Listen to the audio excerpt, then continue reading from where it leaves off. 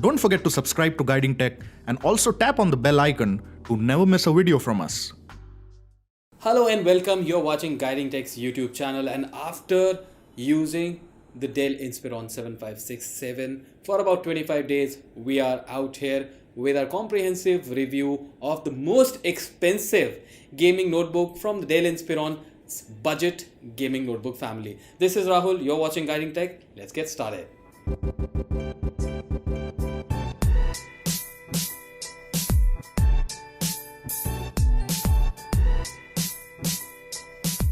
Well, to set things in perspective, the Inspiron 7567 is the costliest member of the budget gaming notebook series that Dell has come up with. Now, the Inspiron lineup is also known for their gaming prowess. Inspiron earlier was a mid-tier laptop segment which was designated for users who want some work-grade performance and some high-end hardware as well. But now Dell has moved into the gaming segment as well. And starting straight with the design and the look and feel of the notebook, well, Dell has done some really interesting job with the new Inspiron lineup by offering a premium look and feel, but all clad in plastic. Gaming notebooks inherently feature a metallic design so that they can dissipate heat faster for faster performance. But with the Inspiron, Dell definitely had to cut corners and had to provide a plastic based frame. But even with that, the company has managed to keep the build quality to a higher level. Our review unit came in a matte black finish with painted red accents on the newly designed vents. The overall design of the notebook is just brilliant.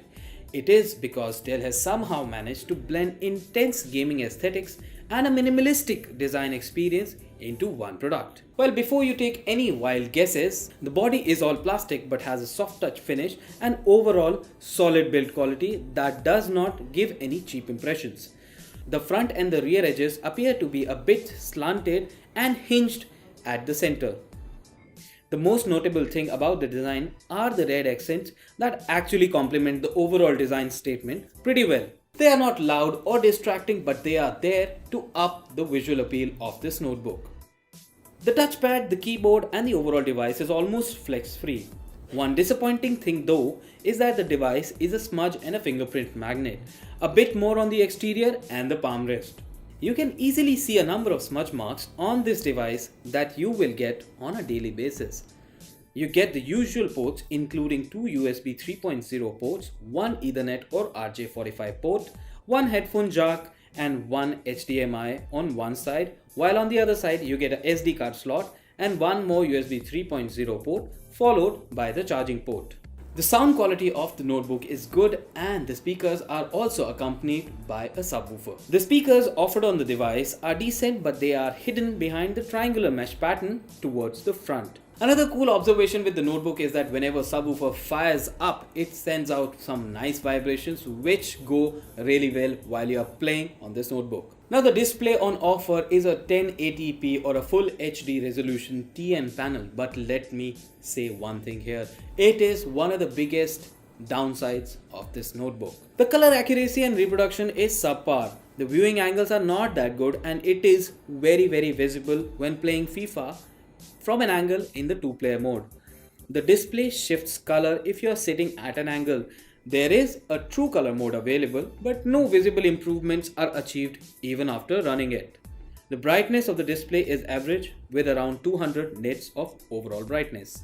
All in all, display is one area where this notebook doesn't perform all that well, but we understand the reason why the company has chosen a low-end display with this notebook, and that is to cut corners and to reduce the price of this notebook, which as compared to other gaming notebooks is considerably lower. But it is actually up to your own preference and experience. If you like the display, well, that is good for you, but if you don't, you can actually go ahead and connect this notebook to an external display and get the benefit of that display with this notebook. The webcam shipped with this notebook is 720p. It's an average one and is okay provided you still have many uses for it. Coming to the keyboard, well, it feels good while typing on this notebook, and that is true while typing for long periods as well. Although the keyboard is good, the key travel could have been a bit better, but we are not complaining.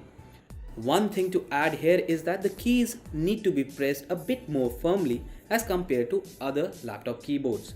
the backlighting is pretty good and it helps when you're playing games or chatting or editing documents under low light. The keyboard has WSAD keys in bold red accent so that you don't get lost while playing your favorite titles even in dark.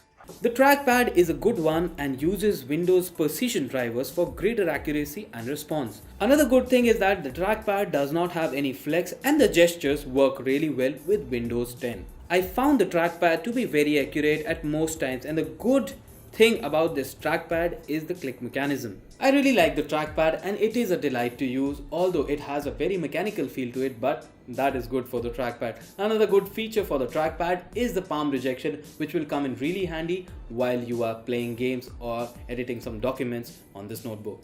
The battery is big at 74 watt hour and you can get an average time of 3 hours on regular usage. But if you are gaming on batteries, then the battery backup drops to 0 in about 60 minutes of usage. Coming to the performance and specs, our review unit came loaded with Intel's Core i7 KB Lake 7700HQ processor, along with 16 GB of DDR4 RAM, NVIDIA GeForce GTX 1050 Ti with 4 GB of GDDR5 VRAM and 240 GB of Kingston SSD storage, along with 1 TB of HDD drive as well. The device is fast and we love it.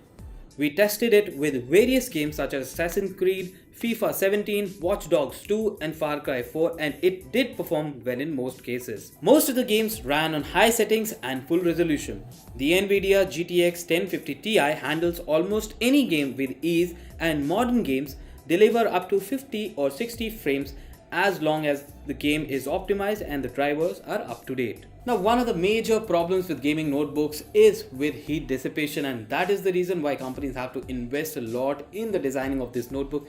And with the Inspiron, Dell has done something really good, and the heat dissipation on this notebook is pretty sweet, and even while working under load, the notebook maintains its cool. The thermal management of this device is decent and we are satisfied with it considering the price point of this device. As always, Dell has provided a vast variety when it comes to notebook options, and the 7000 series also comes in various options, with the base unit starting at around 80,000 and the unit that we have reviewed is available online for close to about 95,000 rupees. Well, to be very honest, Dell has been able to capture the nerve of Indian gamers. With the Inspiron lineup of notebooks, Dell has offered a solution which falls in the budget category and gives you a good level of gaming as well.